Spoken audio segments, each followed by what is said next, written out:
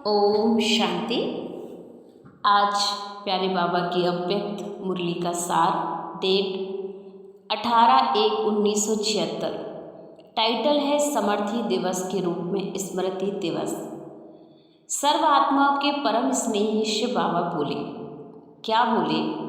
बाबा ने कहा जैसे स्नेह का रिस्पॉन्ड बच्चों को देना चाहिए, और वो रिस्पॉन्ड है बाबा ने जो कि वरदान के रूप में दिए। सदा बाप समान विधाता और वरदाता भव, सदा विश्व कल्याणकारी भव के अधिकारी बनो, सदा माया और प्रकृति सर्व परिस्थितियों के विजयी बनो। तो बाप दादा सर्व विजयी बच्चों के मस्तक में विजय का तिलक देख रहे थे और बच्चों के हस्तों में विजय का झंडा देख रहे थे। हर एक के दिल की आवाज़ थी, विजय हमारा जन्मसिद्ध अधिकार है। और ये नारा हर बच्चे के दिल से आवाज़ निकल रही थी। अमृत वेले बच्चों के स्नेह और आह्वान को, मीठे जो अलाप थे बच्चों के, वो बाबा सुन रहे थे। चाहे वो दूर दूर बिछड़े हुए बच्चे हों, तड़पती हुई चाहे वो गोपिकाएं हों, पर नदी के समान सागर में ऐसी समाई हुई थी कि बाबा बच्चों के स्नेह में जैसे खुद भी समा गया। हर एक के मीठे मीठे मोती हृदय को हार बन कर के बाबा के गले में जैसे समा गए थे।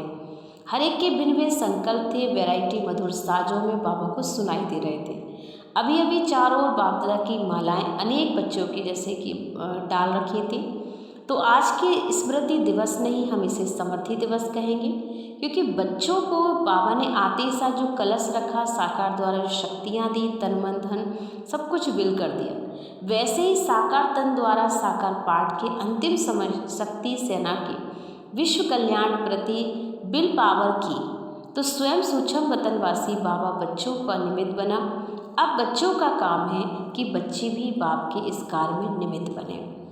बाबा ने कहा देखो, नए नए बच्चों को विशेष रूप से बाबा यही रिटर्न देना चाहता है। जैसे पुराने बच्चों को डबल इंजन लिफ्ट में मिली थी, वैसे नए बच्चों को भी बाबा ने कहा कि मदद की प्राप्ति के अनुभव की, खुशी के खजाने की विशेष लिफ्ट बाप दादा के द्वारा गिफ्ट के रूप में मिलेगी, क्योंकि जो लिफ्ट देगा वो एज ए गिफ्ट होगा बाबा का। तो ऐसे जो बच्चे थे नए नए, जो गुप्त मददगार थे बाबा के, चाहे प्राप्ति के अनुभवी थे, खुशी के खजाने से विशेष बाबा से जो लिफ्ट दादा से प्राप्त की थी, वो मदद के रूप में अनुभव कर रहे थे। तो जैसे बाबा ने देखा कि नए बच्चों को विशेष लगाव बाप दादा से, सेवा से, वैसे दादा की भी विशेष सहयोग की नज़र नए बच्चों पर थी। और बाबा भी बच्चों के कमाल के गुण गा रहे थे कि वाह बच्चे वाह, क्योंकि लगन बच्चों की एक रस थी। फिर बाबा ने देखा कुछ दीदी से मुलाकात करते हुए, बाबा ने कहा जैसे सागर की विशेषता क्या होती है, जितनी लहरें उतना ही वो शांत होता है, लेकिन एक समय दोनों विशेषता नहीं होती। वैसे ही बाबा कहते हैं समान बनने वालों विशेषता होगी, बाहर से स्मृति स्वरूप होंगे और अंदर से वो जैसे कि समर्थी स्वरूप होंगे। स्मृति स्वरूप उतना ही अंदर होगा जितना ही वो समर्थी स्वरूप होगा। दोनों का उनका एक जैसे बैलेंस होगा। ऐसे ही बाबा हम बच्चों में देखना चाहता है कि लौकिकता है कि दोनों का अलौकिकता, दोनों का बैलेंस रखो, लेकिन साथ साथ साक्षीपन की स्टेज भी होनी चाहिए, और साक्षीपन की स्टेज होने से पाठ भी एक्यूरेट बजाओगे। तो इस बात को लेकर बाबा ने कहा जैसे बच्चे लास्ट पेपर में क्या देखा कि इसने होते भी नष्टो मुहा रहा। बाबा में ये विशेषता बहुत अच्छी थी कि कैसा भी परीक्षा आती थी लेकिन बाबा हार नहीं मानता था। लास्ट पेपर यादगार में गायन रूप बन गया। यही प्रैक्टिकल कर्म करके बच्चों को दिखाना होगा, क्योंकि बाबा ने जैसे नष्टो मुहा बनकर दिखाया और वो कमाल करके दिखाया।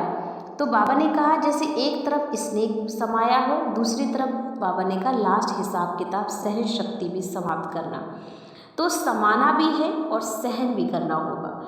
दोनों स्वरूप कर्म में देखने हैं। क्या बाप बच्चों में स्नेह नहीं होता? स्नेह का सागर होते हुए भी बाबा इतना शांत था जैसे उपराम हो गया था बाबा। ऐसे ही बाबा चाहता कि कर्म भोग को भी समाना और स्नेह को भी समाना, यही विल पावर है। और ये विल पावर अंत में बच्चों को विल की है, और इस विल पावर से अनेक बच्चों को भी यह कल्याण में, ईश्वरीय सेवा में लगाना होगा। तो यही समझ में आया कि जो चाहे जिस घड़ी चाहे वैसा अपना स्वरूप धारण कर लो, इसको कहते हैं विल पावर।